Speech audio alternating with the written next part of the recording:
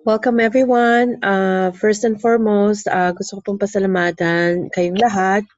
If it's your first time seeing this presentation, welcome po. Ako nga po pala si Mark De La Cruz from San Jose, California. May question po ako sa inyong lahat. Sino pa po ba dito ang nagpapadala ng pera? Or sino pa po sa inyo ang maraming tinutulungan sa Pilipinas? Or di kaya gustong kumita? So this opportunity is for you. Ngayon, umpisan po natin, meron po ako sa inyong tanong. If there's a business that will help you and your loved ones in the Philippines, what business will you get into? Marami pong business dyan, but ito po ang common tuwing tinatanong ko po itong question na to. Rental apartment, o di kaya magtayo ng restaurants, o di kaya mag-franchise. Yun po actually ang pag-uusapan natin ngayon, ang franchise. Now, before we get into sa franchise na opportunity pakikita po namin sa inyo, let's ask everyone a question. Magkano po bang magtayo ng McDonald's or mag-franchise ng McDonald's nowadays? Ngayon po is 30 to 50 million. Sa Jollibee naman po, 25 to 35 million. Napakamahal po, ano? Siguro kung kagaya ko man lang, hindi ko po ma-afford to. Kaya po siguro umusbong or nag-show up ang mga food cart nowadays. Sa ngayon po, it ranges from 300 to 400K po ang pagpa-franchise ng food cart sa Pilipinas. Wag po kayo mag-alala, sa 300 to 400K po na franchise sa Pilipinas, mas mababa pa po ang ipapakita namin sa inyo. Now, bakit nga ba franchising? Kasi po, mas mataas ang success rate niya kung kayo pang mag-uumpisa ng negosyo nyo. Typically, 10% success rate, pero kumpanya nyo naman po kung franchise, 97%. Bakit napakalaki? Of course, it's a turnkey operation. It has a system already. All you need to do is work it out. As long as trusted and known brand siya, no previous experience, so you know, in any background, you can get in a franchise. You hit the road running, exclusive territory, independence, at continuous and ongoing support. Now, ang opportunity pong papakita ko sa inyo, ang head company po is Pinoy Pau Express Inc. What they did is created TFD, which is the Filipino Dream, as the marketing arm. Now, ito po ang CEO natin, si Frederick Tan. Filipino-Chinese siya. And the company started since 1992. Noong pong 1992, nagdi-deliver lang sila.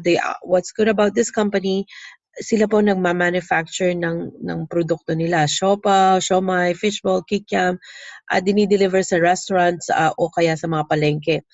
1996, nung nag-start po yung vending concept, that time, meron na po silang Maipaw at Jack's Eatable, and I'll explain that later.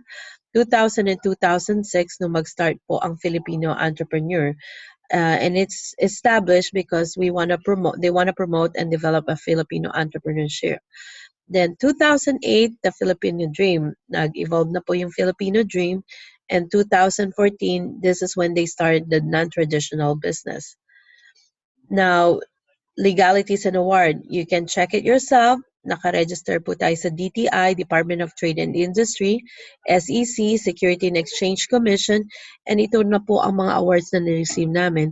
And I'm very excited to announce 2014, we won the Best Food Cart Concept nationwide sa Pilipinas.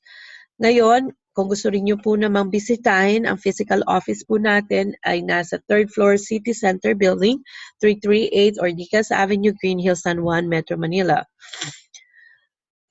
Ngayon po, exciting siya dahil it's a 2-in-1 business. May traditional business ka na, meron ka pang non-traditional business.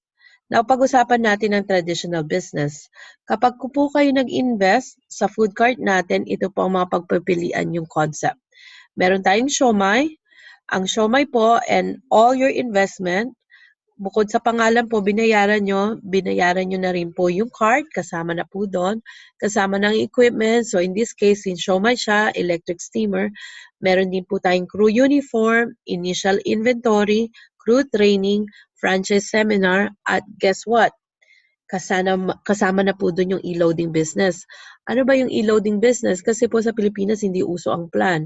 So we have what we call like a prepaid plan for cell phone. So kasama na po yun doon.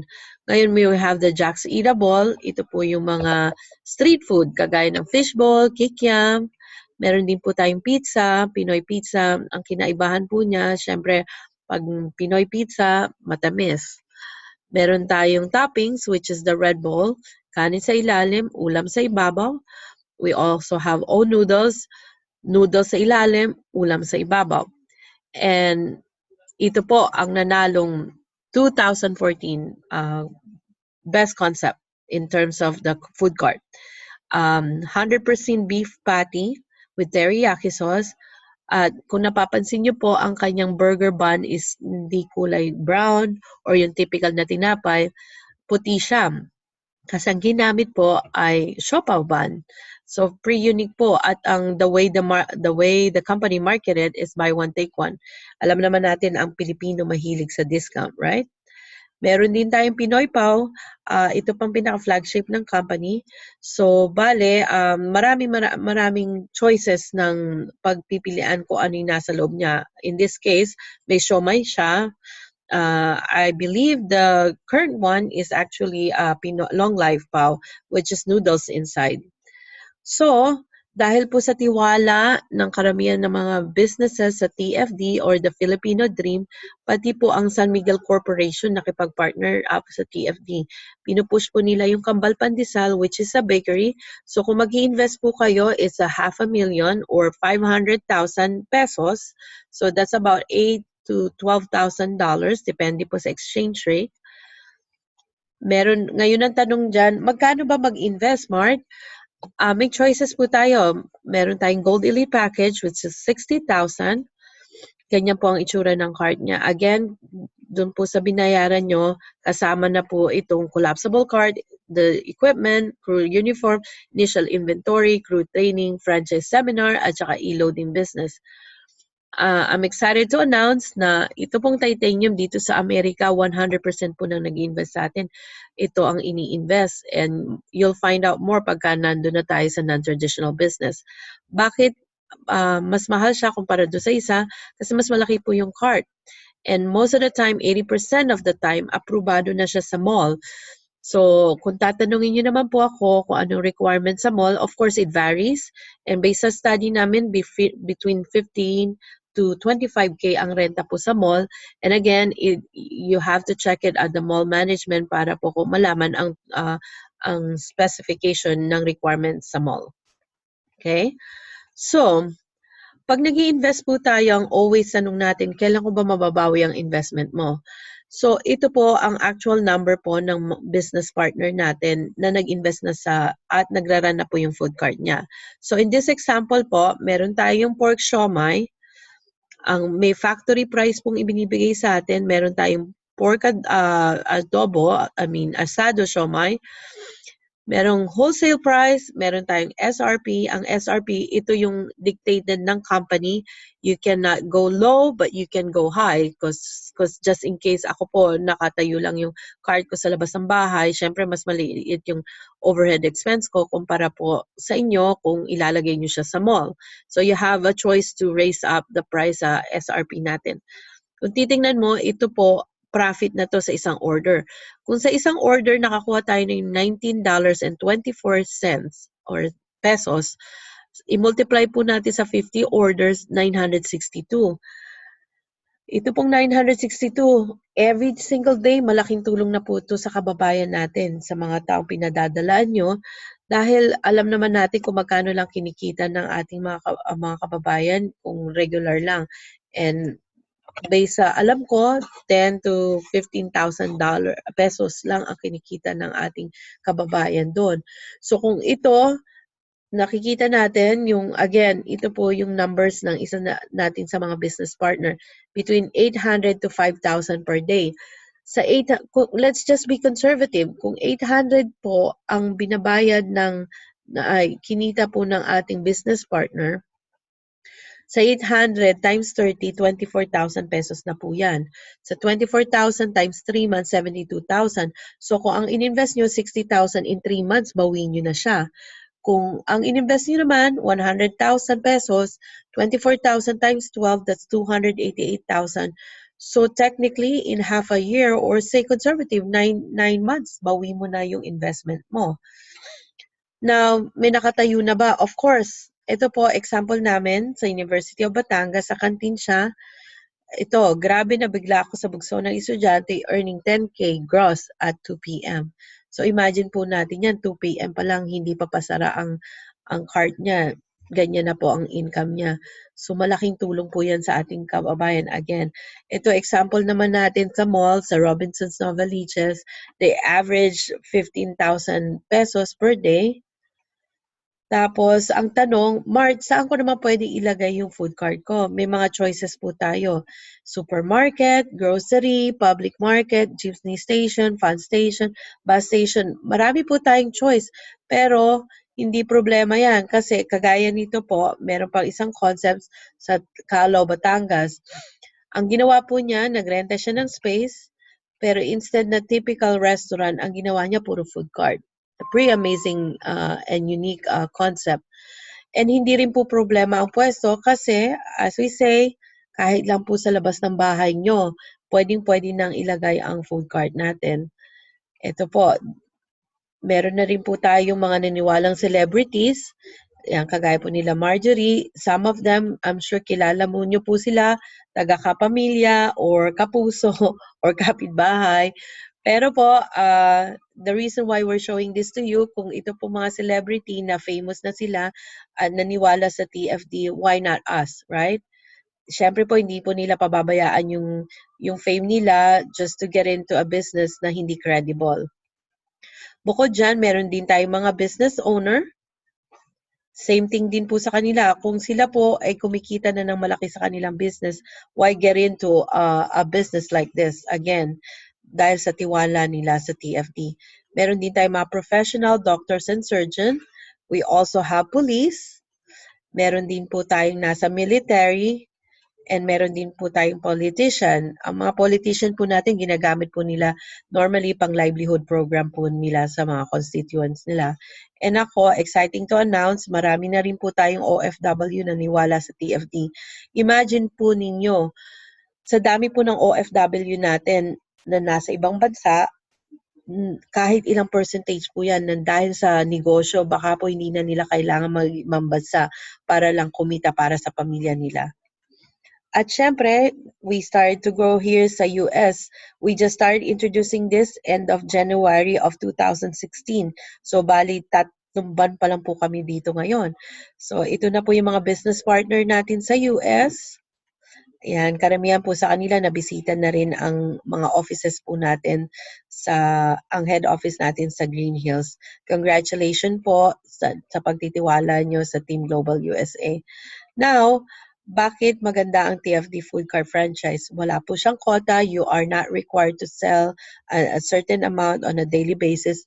Ito ang favorite ko, no royalty fee. Kasi ang traditional pong negosyo or franchise, kapag kumikita ang lugar nyo, meron po kayong porsyento ibibigay sa kumpanya.